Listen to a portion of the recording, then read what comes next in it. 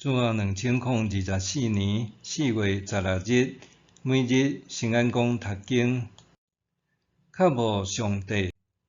圣经咱做伙来听读诗篇42篇第1节到11节。上帝啊，我的心切切羡慕你，亲像鹿切切羡慕溪水。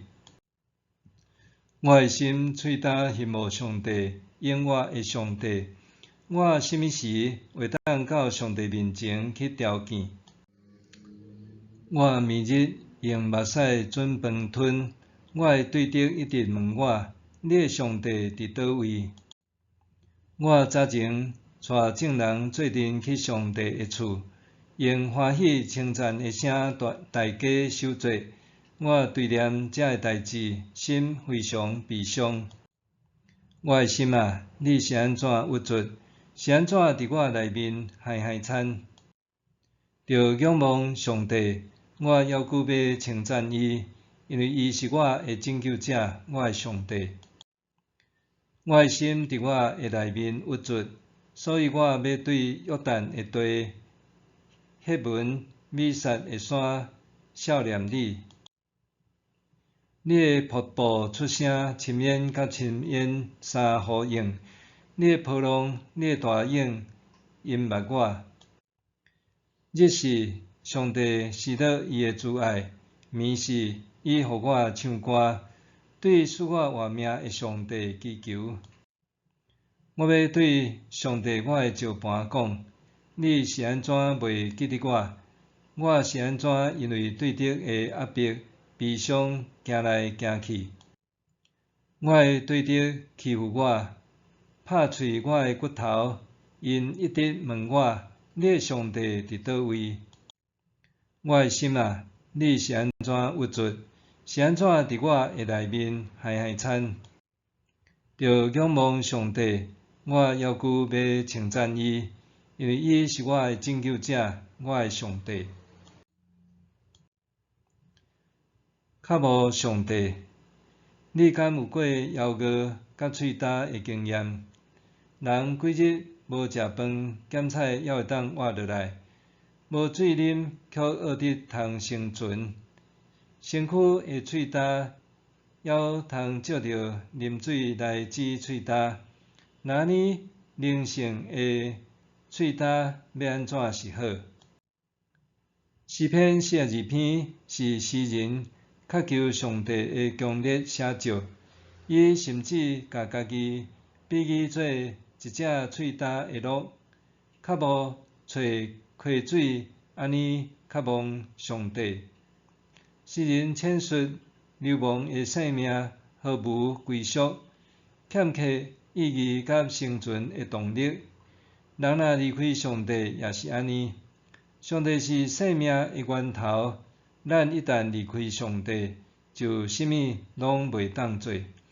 咱的生命需要上帝，拄亲像人的身躯共款需要水。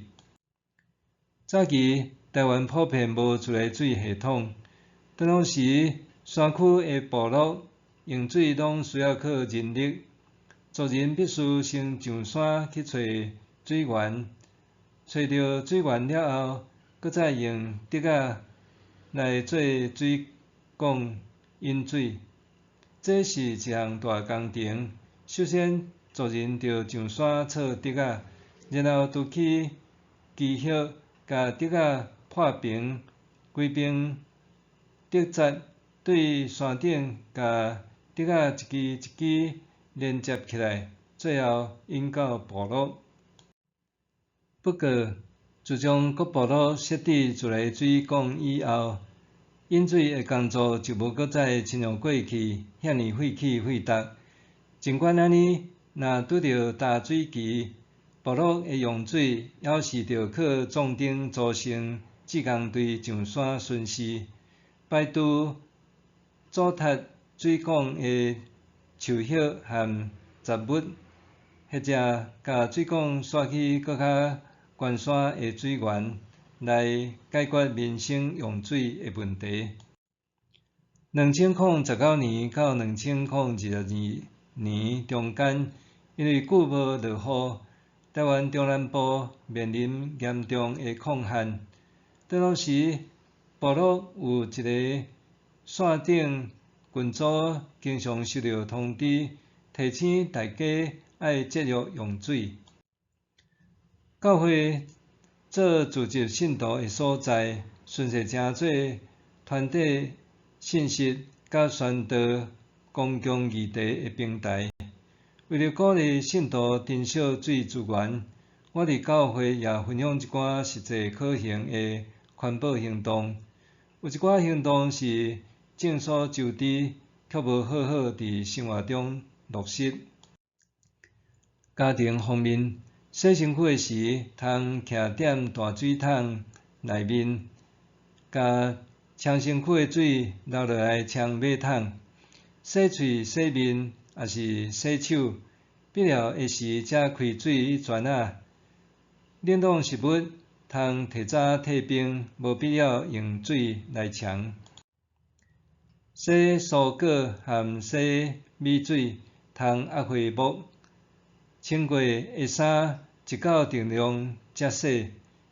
洗衫剂适量使用，通避免产生过头侪的泡泡，减少清洗的次数，节省用水。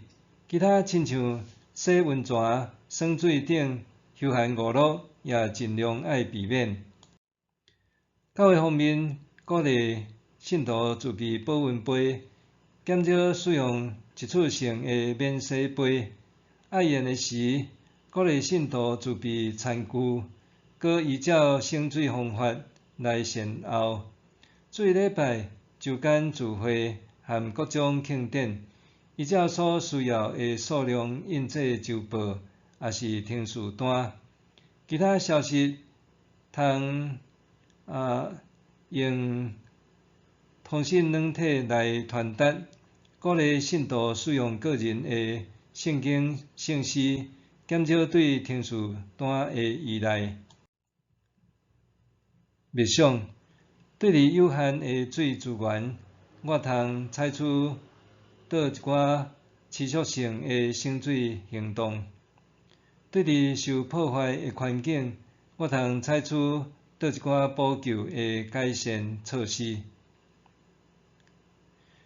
对于有限的水资源，我通采取倒一寡持续性的省水行动；对于受破坏的环境，我通采取倒一寡补救的改善措施。